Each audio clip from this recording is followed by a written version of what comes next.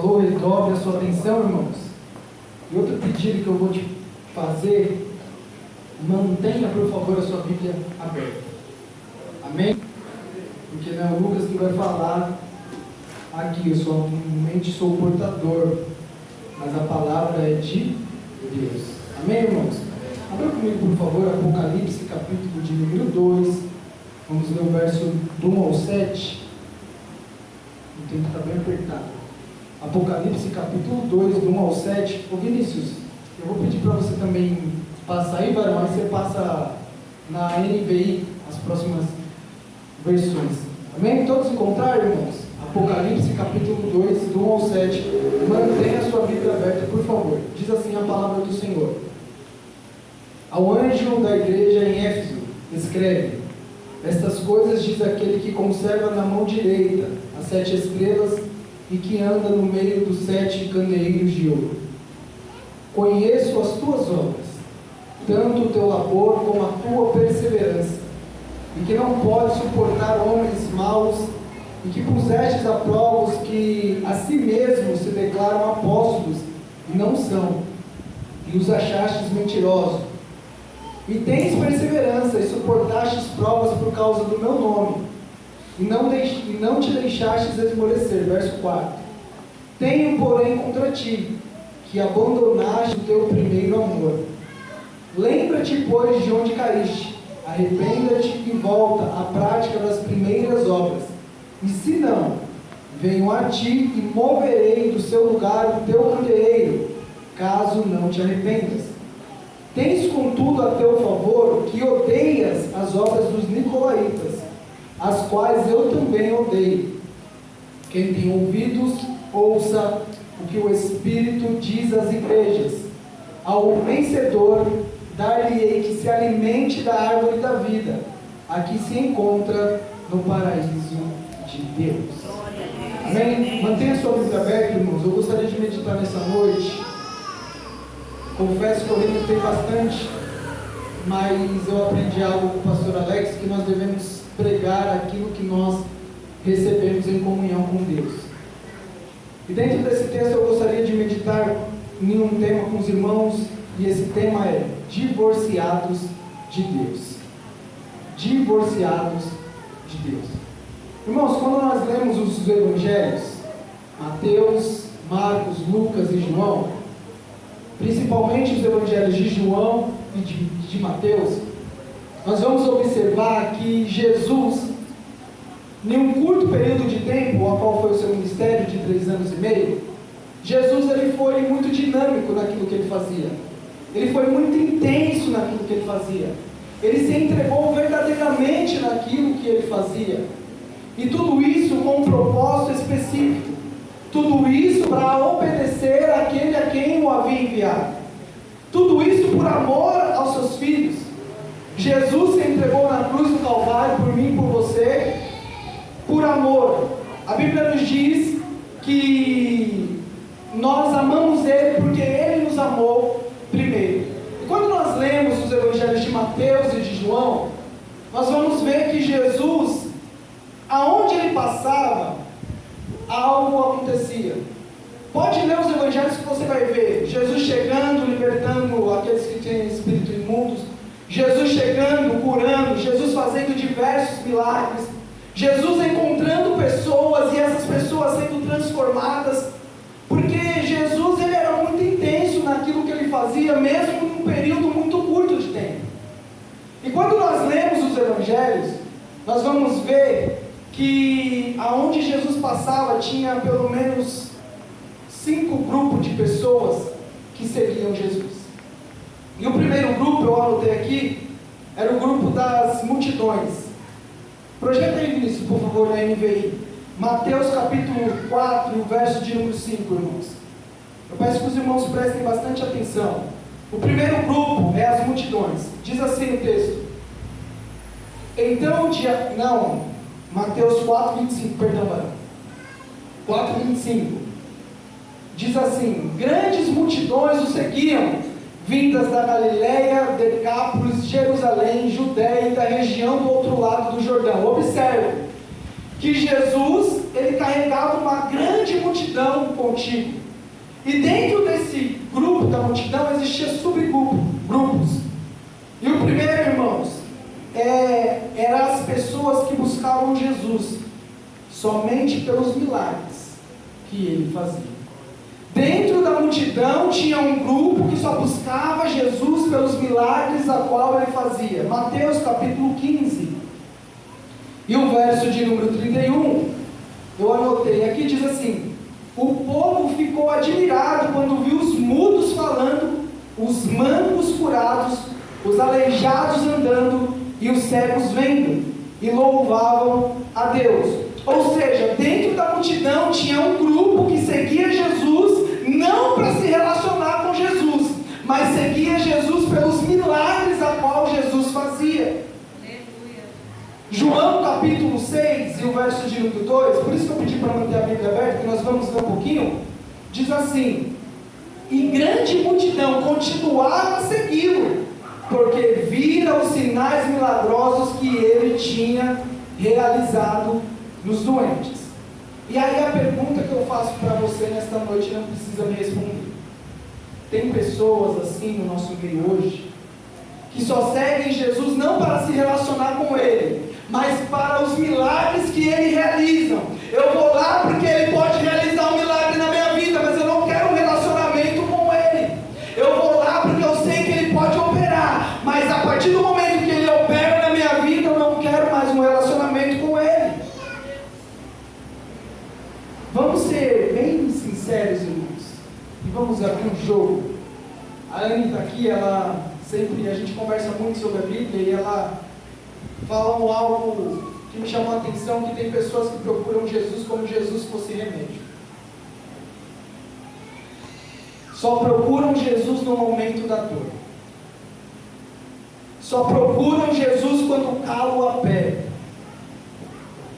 Só procuram Jesus quando nada mais dá certo. Aí eu procuro Jesus.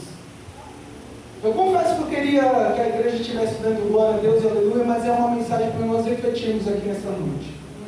Dentro, irmãos, desse grupo das multidões, tinha o segundo subgrupo, que são aquelas pessoas que são interesseiras. Abra comigo João, capítulo 6, 26 e 27. João, capítulo 6, 26 e 27. Jesus respondeu: a verdade é que vocês estão me procurando, não porque viram os sinais milagrosos, mas porque comeram os pães e ficaram satisfeitos. Verso 27. Não trabalhei pela comida que se estraga, mas pela comida que permanece para a vida eterna, a qual o Filho do Homem dará a vocês. Deus, o Pai, nele colocou seu selo de aprovação. Ou seja, tinha aquele grupo que procurava Jesus não porque Jesus fazia milagres, mas porque eles queriam algo em troca de Jesus. Essas pessoas eram interesseiras. E sabe qual é o problema desse grupo? É que quando eles ouvem a palavra sendo pregada na sua totalidade, eles começam a torcer o nariz e deixam de seguir a Jesus, porque eles não estão firmados na rocha que é Cristo. Eles só querem aquilo que Deus pode oferecer, mas eles não querem se relacionar com o Deus que oferece. E aí eu faço mais uma pergunta para a igreja. Tem pessoas aqui no nosso meio, assim, hoje? Eu acho que era só na igreja no começo lá, né, pastor? Hoje não tem, como o pastor diz, hoje não tem mais. João capítulo 6 e o verso 66 diz assim: daquela hora em diante, muitos dos seus discípulos voltaram atrás e deixaram de seguir, porque eles só queriam pão, eles só queriam peixe. Mas Jesus está falando: isso daí vai perecer. O que eu tenho para vocês é para a vida eterna. O que eu tenho para vocês vai jorrar dentro de vocês água da vida. O que eu tenho para vocês, vocês vão comer e não vai ter mais fome. Mas eles não quiseram. Eles deixaram de seguir a Jesus. E dentro do grupo da multidão, tem aqueles que não assumem publicamente que são seguidores de Jesus. São aqueles que seguem Jesus,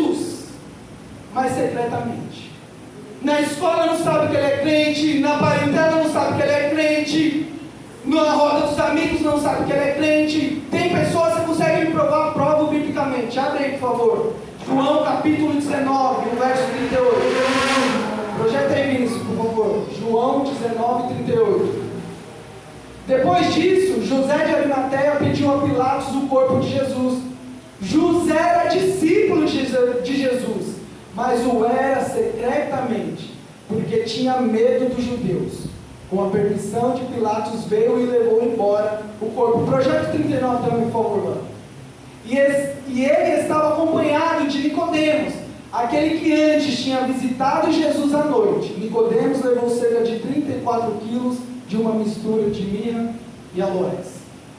Nós vemos dois homens, José de Arimateia e Nicodemos. Nicodemos foi aquele que foi ter de noite com Jesus, porque ele não queria ser visto com Jesus durante o dia. E José de Arimateia era aquele que acompanhava Jesus, mas de longe, secretamente, não queria que ninguém soubesse. E nós estamos em um culto de juventude hoje, e tem muitos jovens assim, que acompanham Jesus, que gostam de estar na igreja, que ouvem o louvor, gostam da palavra, mas não confessam Jesus publicamente. E muitos hoje seguem Jesus secretamente. José de Arimateia, por medo dos judeus. Quem sabe você, por medo de perder uma amizade. E aí você não fala que você é cristão. Quem sabe por medo de perder o seu status. Assim como Nicodemos, eu não posso aparecer de dia, porque o meu status é maior. Mas Jesus me trouxe aqui nesta noite para te falar.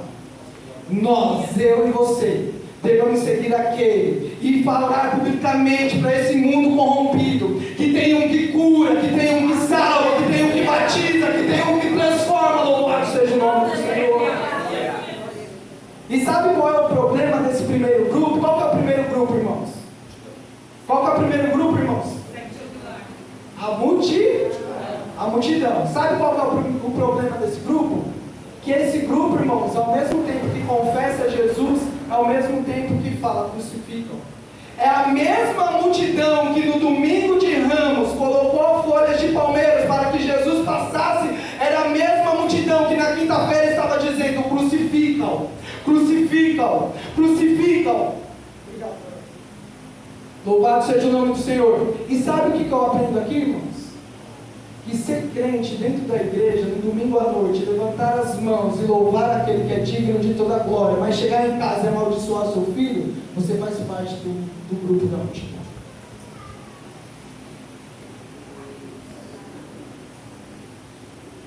O segundo grupo, irmãos, vamos lá que o tempo não permite. O segundo grupo é formado pelos 70 discípulos, Lucas capítulo 10, e o verso de número 1. Projeta aí, varão. Depois disso, o Senhor designou outros 72 e os enviou de 2 a 2 adiante dele, a todas as cidades e lugares para onde ele estava prestes a ir. Este grupo, irmão, ele saiu para pregar. Este grupo cantava. Este grupo tinha a carteirinha de membro. Mas esse grupo, ele estava mais preocupado com a performance do que com o seu nome escrito nos céus. Esse grupo, ele estava mais preocupado com a sua performance do que ter o seu nome escrito no céu. E eu te provo, abre a Bíblia em Lucas 10, verso 17 ao 20. Diz assim, e os 72 voltaram alegres e disseram, Senhor, até os demônios te submetem a nós em teu nome. Ele respondeu, eu vi Satanás caindo do céu como relâmpago.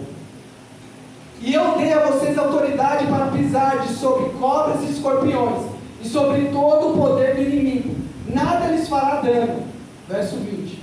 Contudo, alegrem-se não porque os espíritos submetem a vocês, mas porque os seus nomes estão escritos nos céus. Nós estamos vivendo um dia que muitos estão preocupados com a sua performance dentro da igreja, mas não estão preocupados de os seus nomes estarem escritos nos céus. O terceiro grupo, e eu vou voltar aqui no segundo grupo, dos 70 discípulos.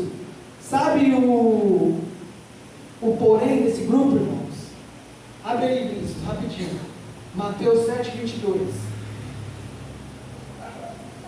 Irmãos, eu vou chegar no tema, tá? Só para os irmãos entenderem. Muitos dirão naquele dia: Senhor, Senhor, não profetizamos em Teu nome? Em Teu nome não expulsamos demônios? Não realizamos muitos milagres? Na sequência do texto, Jesus vai falar assim: aparta-te de mim, porque eu não te conheço. Eu fiz tudo isso em Teu nome, mas Jesus está falando: eu não te conheço. E esse conhecer é de se relacionar. Muitos estão preocupados com a performance, mas não estão preocupados com o relacionamento com Deus. Estão divorciados de Deus. Terceiro grupo, irmãos, são formados pelos 12 discípulos. O primeiro pela multidão, o segundo pelos 70. O terceiro são formados pelos 12 discípulos. Diferente dos 70 discípulos, 72 aliás, que não tinham seus nomes em cartazes, os 12 discípulos foram chamados pelo nome. Jesus chamou cada um pelo seu próprio nome. Mas dentro deste grupo tinha aquele que trairia Jesus, tinha aquele que negaria Jesus, e tinha aqueles também que disputavam para ver quem era maior dentro do grupo.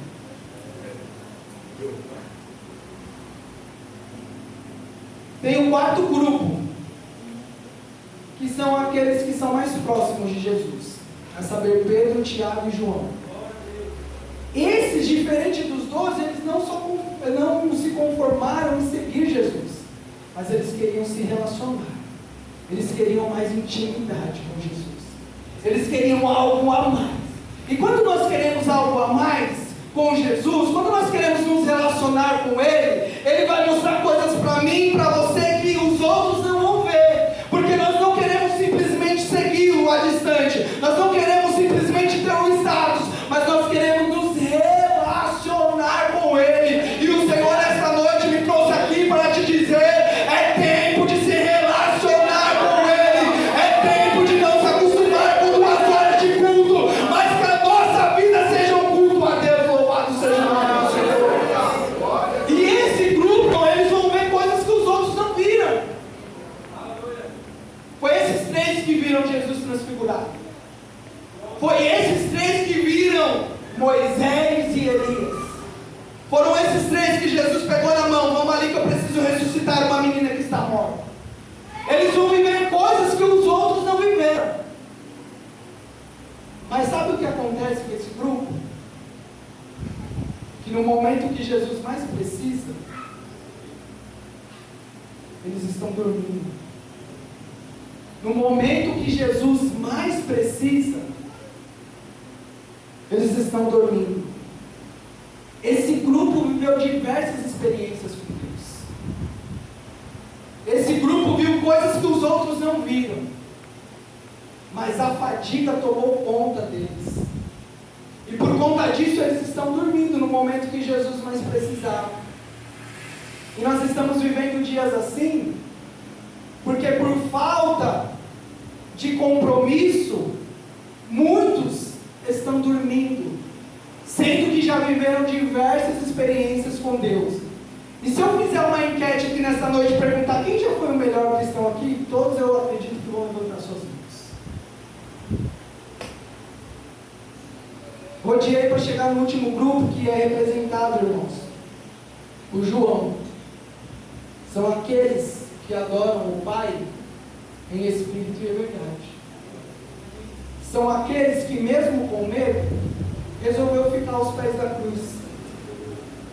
É o grupo que, mesmo quando ninguém quer fazer, ele fala: eu vou, porque eu sei quem me chamou, eu sei quem eu era. Mesmo quando ninguém quer fazer, eu vou estar lá, mesmo com medo. Vai ser difícil, mas eu vou estar lá. E quando nós decidimos fazer aquilo que ninguém quer fazer, nós vamos ver coisas que ninguém viu, nós vamos viver aquilo que os outros não viveram, nós vamos receber responsabilidade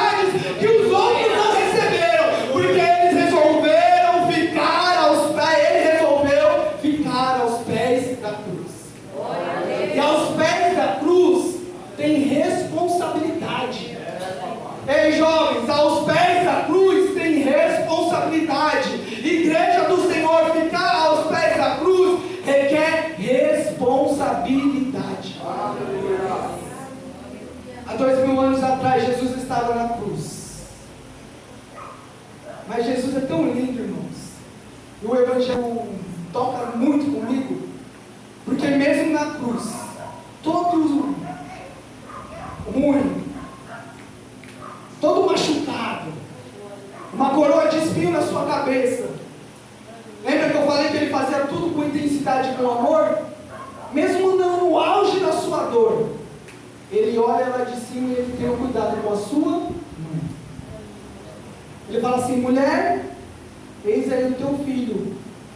Aí ele fala para João, seu discípulo amado: eis aí a tua mãe. Mas sabe o que acontece em nossos dias? Eu vou ser bem sincero, é que nós não queremos mais responsabilidades.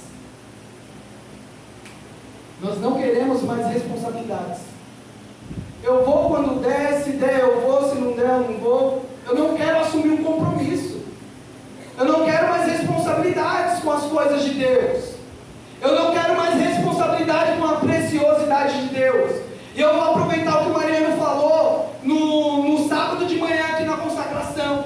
E a primeira responsabilidade que o Senhor nos confiou é a nossa família. Eu não quero mais responsabilidade dentro da minha casa. Eu não quero responsabilidade com aquilo que é precioso aos olhos de Deus. Sabe por quê, irmãos? Porque responsabilidade exige algumas coisas. Primeiro, tem que ter amor. Se você não tem amor, aquilo que o Senhor confiou nas tuas mãos, não adianta, irmãos. É só performance. Eu faço, mas não tenho amor nenhum. Responsabilidade exige cuidado. E responsabilidade exige relacionamento. Exige amor, exige cuidado e exige relacionamento.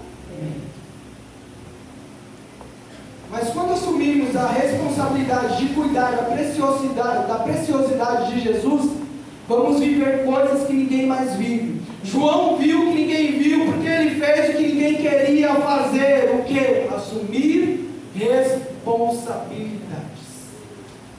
Glória a Deus. Mas vale ressaltar algo aqui, que assumir responsabilidades diante de Deus não vai te isentar de passar por lutas, por provações. Porque esse mesmo João que viveu o que ninguém viveu, é o mesmo João que está agora na ilha de Patmos preso por causa do nome de Jesus. Assumir responsabilidades não é isenção de lutas. Assumir responsabilidades não é isenção de provas. Mas tenha algo: enquanto Domiciano tinha trancado João na ilha de Patmos e não dava para ele sair, o céu se abriu para ele. Louvado seja o nome do Senhor. Enquanto você assumir a responsabilidade com as preciosidades de Jesus, os céus vai abrir para você, independente das circunstâncias que você esteja. E aí, irmãos, eu aprendo que mesmo com os céus com as portas fechadas, os céus abertos, eu aprendo algo que Paulo vai dizer em Romanos 8:28, que todas as coisas contribuem para o bem daqueles que amam a Deus e vivem segundo o seu propósito. E aí Deus se apresenta, Jesus se apresenta a João, e agora ele fala: João, você vai começar a escrever as coisas que você está vendo. E aí João escreve. E aí ele escreve 7 cartas endereçadas para 7 igrejas, e a primeira é a igreja de Éfeso. Eu quero ser bem rapidinho, irmão, seu pastor, 10 minutinhos. E ele escreve a primeira carta para a igreja de Éfeso. E aí eu fui estudar um pouquinho, irmãos. Éfeso era a principal província da cidade de Roma. Éfeso era uma cidade portuária, era um centro comercial. Éfeso, porém, era a cidade da grande deusa Diana. Ela era uma cidade onde o povo era idólatra. Éfeso era uma cidade onde a magia dominava. Mas tudo isso acontecia antes do Evangelho chegar. Tudo isso acontecia antes do Evangelho ser propagado ali. Porque quando o Evangelho foi propagado naquele lugar, aquelas pessoas que eram idólatras passaram a servir o único Deus verdadeiro. Aquelas pessoas que tinham seus livros de magia falaram: isso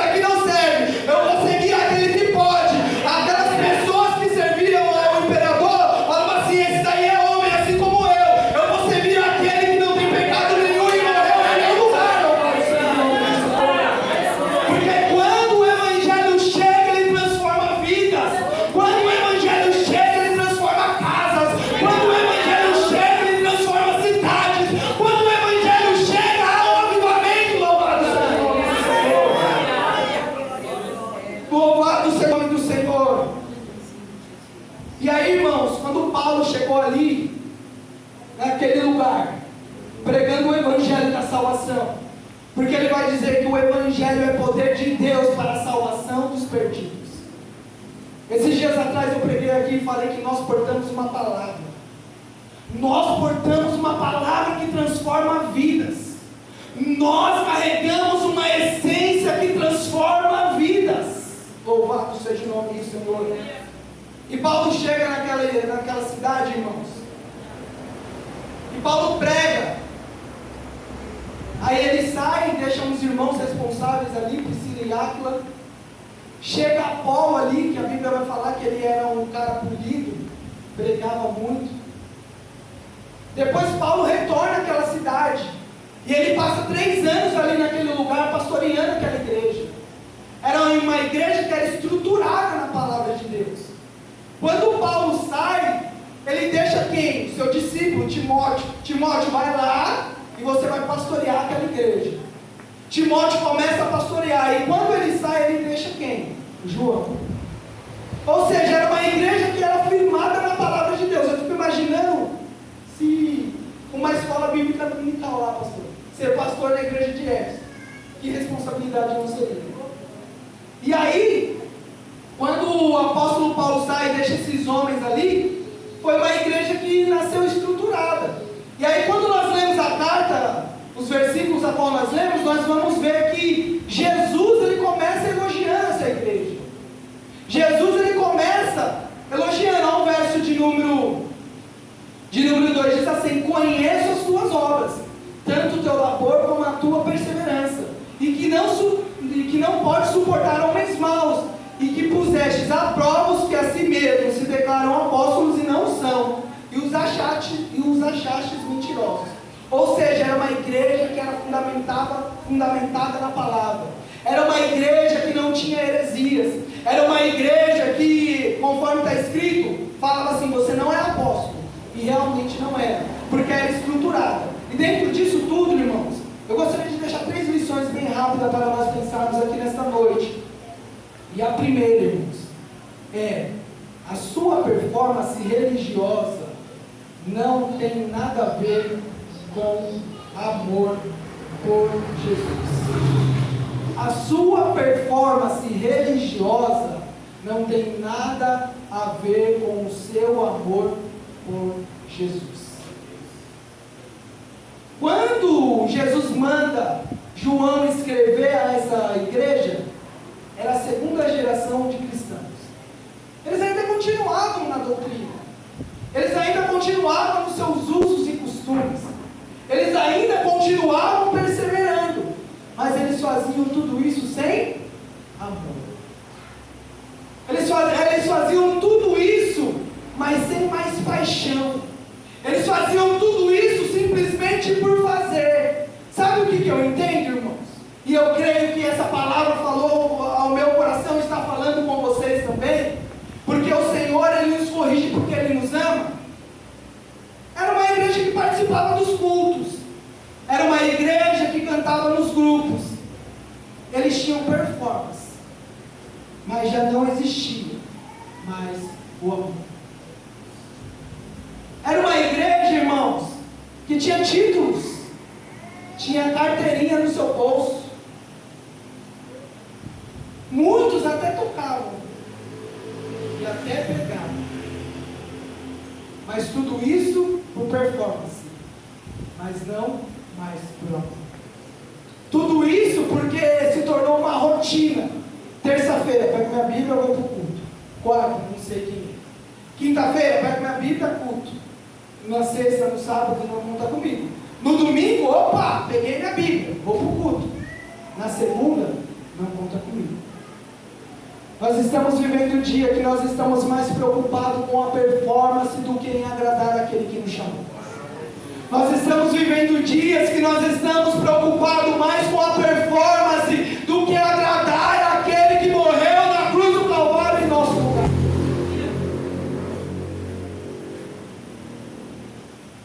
Deuteronômio capítulo 6 e o verso de número 5 diz: ame o Senhor teu Deus de todo o seu coração, de toda a sua alma e de todas as suas forças. Mateus verso 22. Qual é o grande mandamento da lei? Respondeu-lhe Jesus: amarás o Senhor teu Deus de todo o seu coração, de toda a tua alma e de todo o teu entendimento. Este é o primeiro e grande mandamento. O tema da nossa mensagem é divorciados de Deus, irmãos. Nós estamos muito envolvidos com a obra de Deus, mas pouco envolvimento com o Deus da obra. Irmãos, eu confesso que eu queria trazer uma mensagem que Deus vai abrir porta, Deus vai fazer. Eu queria, de verdade. Mas nós estamos mais preocupados com a obra de Deus do que nos relacionarmos com Deus da obra. E sabe quando começamos a divorciar de Deus? Quando aquilo que nos dava prazer passa a ser um fardo. Quando aquilo que nos dava prazer passa a ser um fardo. Ei, professor da escola dominical, lembra quando você parava tudo que você estava fazendo? Domingo eu vou dar aula. Eu vou pesquisar o significado da palavra. Eu vou ver. Passava a semana inteira estudando para dar uma aula. E quando você dava essa aula, o Espírito Santo manifestava naquela classe. Jovens eram batizados. Você via as mãos de Deus sobre a sua vida. Mas você se acostumou. Eu não preciso mais. Eu já tenho as manhas. Eu peguei a manha agora. Eu não preciso mais me preparar. Ei, lembra quando você ensaiava a semana inteira? Eu não sei se eu vou ter uma oportunidade domingo, mas se eu tiver uma oportunidade domingo, o céu vai se abrir. Sabe? Lembra disso? Sabe quando você começa a se divorciar de Deus? Quando aquele cantinho de oração já não é mais visitado. Quando aquilo que fazia você ter repúdio já não faz mais. Quando aquelas conversas ilícitas que você se afastava, ou as pessoas paravam de conversar porque você chegou, já faz parte da sua rotina.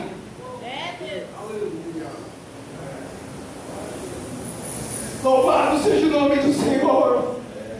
Aleluia. O Senhor está nos chamando nesta noite para um compromisso com Ele. Aleluia. Chega de ter compromisso somente com a obra, Ele quer se relacionar com você. Aleluia. Nós estamos preocupados com a performance do culto. Ai, tem que estar muito bonitinho, tem que estar muito certinho. Mas passamos a semana inteira sem nos relacionarmos com Deus. Aí chega no domingo, nós queremos que o céu se abra, que Deus manifesta a sua glória. Deus, Ele é santo, e nós temos que ser santos também. Aleluia. Abraão, anda na minha presença e ser perfeito. Aleluia. Sabe quando nós estamos divorciando de Deus? Quando tudo mais vale a pena do que estar na casa do Senhor. Ah, até o final do jogo. Opa, não vou não. Essa tá certo? Não, é final do jogo, eu vou assistir. Está se divorciando de Deus. Está se divorciando de Deus.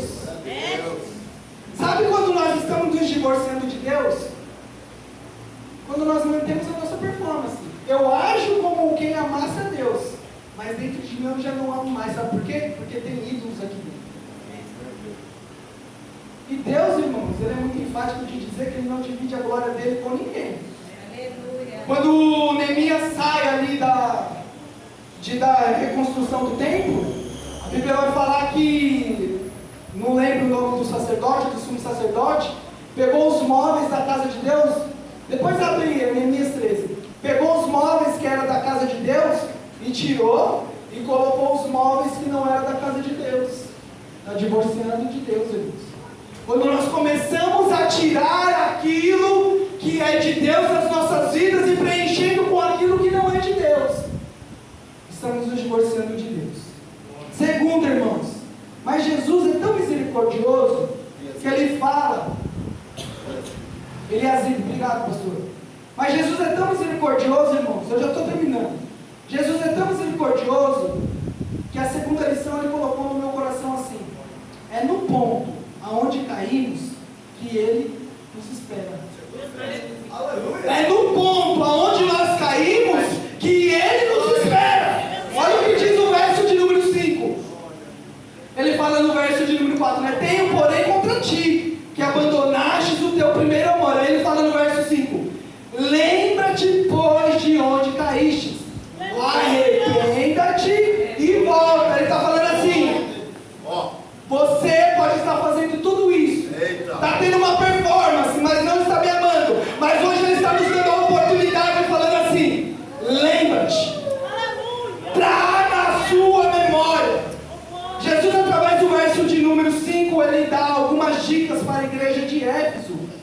Mas Ele também nos dá umas dicas aqui. A primeira é o que? Lembra-te. E lembrar, irmão, significa trazer a memória. É recordar. Jesus está falando para mim e para você. Entrega a sua mente para mim hoje. Entrega a sua mente para mim hoje. Lembra-te quando você dobrava os seus joelhos, passava horas e horas conversando comigo, mesmo sem palavras, chorando. E quando chegava na igreja, o irmão começava a cantar o hino da harpa, fora do tom, e você começava a chorar. E o Espírito Santo visitava você. Ele está te falando hoje, lembra-te. Lembra quando você parava tudo que você estava fazendo? Eu preciso conversar com o meu Deus. Recorde, traga a memória nessa noite. Lembra-te. Você já foi melhor na obra de Deus. Você já foi melhor no relacionamento seu com Deus. E Ele está falando para você aí, lembra-te de onde você caiu. Lembra-te.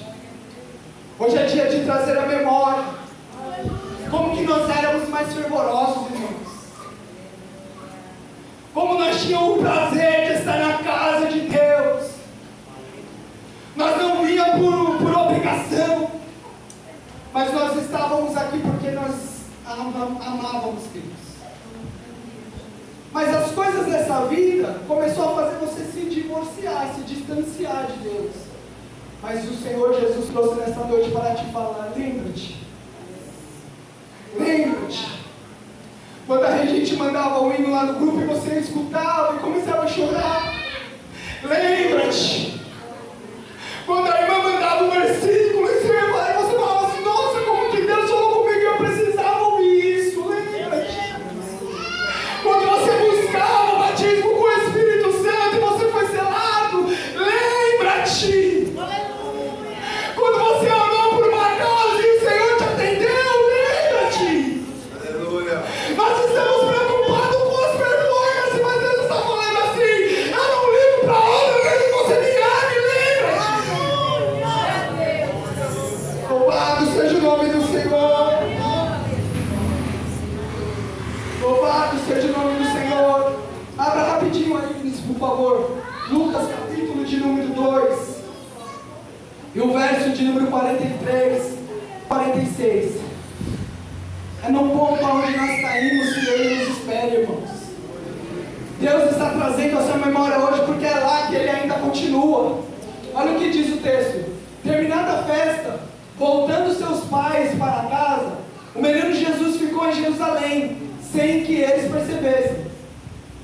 Pensando que ele estava entre os companheiros de viagem, caminharam o dia todo. Então começaram a procurar entre seus parentes e conhecidos. Não encontraram, voltaram a Jerusalém para procurá-lo. Depois de 3 dias, encontraram no templo, sentado entre os mestres, ouvindo-os e fazendo-lhes perguntas. Esse texto, irmãos, é a própria mãe de Jesus que esqueceu Jesus no templo. Que perdeu Jesus no templo.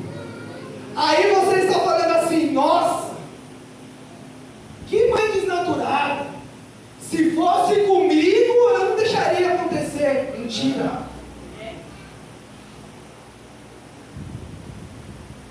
Nós estamos perdendo Jesus. Nós estamos perdendo Jesus. E Maria, irmãos, caminhou 3 dias, pensando que estava com Jesus, mas não estava mais. É isso que é o problema. Nós achamos que Ele está conosco, mas Ele não está mais.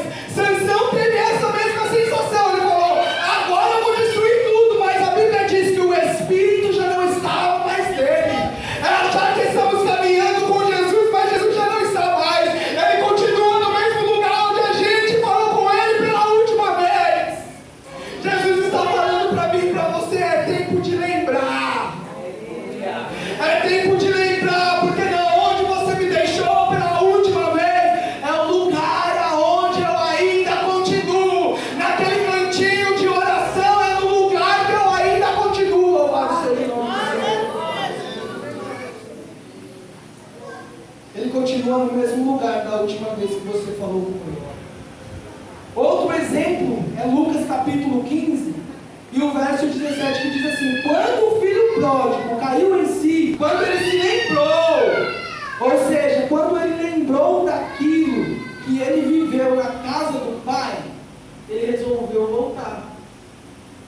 Antes de ele voltar, ele se lembrou: na casa do meu pai, a fartura de pão na casa do meu pai, tem o alimento na casa do meu pai, eu sou amado. A segunda, irmãos, coisa que Jesus nos faz é, não basta somente lembrar, mas nós também temos que se arrepender. Porque hoje você pode estar aqui lembrando, nossa, é verdade, eu já vivi mais coisas com Deus. Mas se isso não te causar um arrependimento, não vale nada, irmãos. E arrepender é mudar a sua mente, é mudar os seus pensamentos, é entregar o seu coração a Cristo. Primeiro nós entregamos a nossa mente, depois nós entregamos o nosso coração. E arrependimento é mudança de mente, é mudança de atitude, é tomar uma postura diferente. Arrependimento é dizer, não quero mais chiqueiro. Arrependimento é dizer, eu não quero mais comida de porcos. Hoje eu saio, eu caio em si. Hoje eu quero a casa do Pai. Arrependimento é lembrar e tomar uma atitude. Arrependimento é lembrar, mas não ficar somente no campo das ideias, mas no campo da ação também. Louvado seja o nome do Senhor. E aí Jesus fala ainda para a igreja: lembra-te, arrependa-te e volta. O filho pródigo, ele lembrou, se arrependeu, mas ele tomou uma atitude, ele resolveu voltar. O pai estava no mesmo lugar onde ele havia se despedido da última vez. Porque o pai, ele continua no mesmo lugar. Ele continua com os braços abertos. Ele continua recebendo filhos que vêm de chiqueiros e pródigos que saíram, perderam tudo. Continua com os braços abertos, falando assim: está fedendo, mas ainda é meu filho. Está apacentando porcos, mas ainda é meu filho. E sabe como que o pai recebe os filhos que lembraram, que se arrependeram e que tomaram o caminho de volta? Ele abraça, ele beija, ele fala assim: ei, servos, mata um cabrito lá, prepara a maior festa, coloca umas vestes novas, coloca sandália nos pés, coloca o anel no dedo, porque esse meu filho estava morto, mas reviveu. O Senhor ainda continua com os braços abertos, e Ele está te chamando para o encontro com Ele. Ele está te chamando para viver algo novo com Ele. E o terceiro, irmãos, lição desse texto é: desfrute da vida eterna, ouvindo a voz do Espírito Santo de Deus. Desfrute da vida eterna, ouvindo a voz do Espírito Santo de Deus. Olha o que diz o verso de número 7. Quem tem ouvidos, ouça o que o Espírito diz às igrejas. Ao vencedor, presta atenção, ao vencedor dar-lhe-ei que se alimente da árvore da vida, que se encontra no paraíso de Deus. Deus, através deste versículo, tem uma palavra de promessa para mim e para você. Lembra? Arrependa-te, volta, porque tem algo para você. Tem uma promessa. E qual é essa promessa? É desfrutar da árvore da vida. Irmãos, eu estava estudando essa palavra. Sabe quando foi a última vez, além desse versículo que fala árvore da vida? Alguém sabe como dizer? Abre aí rapidinho, Gênesis capítulo 2. Vamos ler aqui, Gênesis capítulo 2. Será que essa promessa é pouca, irmãos? Será que essa promessa é pouca? Desfrutar da eternidade com Deus? Olha o que diz a palavra do Senhor. Gênesis capítulo 2 e o verso de número 9 diz assim: do solo fez o Senhor Deus brotar toda sorte de árvores agradáveis à vista e boas para o alimento, e também a árvore da vida, no meio do jardim, a árvore do conhecimento do bem e do mal. Verso de número 16 diz assim: e o Senhor Deus lhe deu esta ordem, falando para Adão: de toda a árvore do jardim comereis livremente. Ó, presta atenção: de toda a árvore que está no jardim comereis livremente. Aí no verso 17: mas da árvore do conhecimento do bem e do mal não comereis, porque no dia em que dela comerdes, certamente morrerá. Observa que Deus não proíbe Adão de comer da árvore da vida, mas da árvore do conhecimento do bem e do mal. Aí no capítulo 3 e o verso de número 24, que vai ser a última menção dessa palavra árvore da vida, é quando o homem após a queda cai. Aí no verso 24 fala assim: e expulsou o homem, colocou querubins ao oriente do jardim do Éden, e o refugiu de uma espada que se revolvia, para guardar o caminho da árvore da vida. E aí a gente só vai ver esse texto de novo agora em Apocalipse, capítulo de número 2 e o verso de número 7. Deus tem uma promessa para você. Deus tem uma promessa para você, e Ele quer que você vença, para você desfrutar da árvore da vida que está no paraíso de Deus. Louvado seja o nome do Senhor. Eu convido a igreja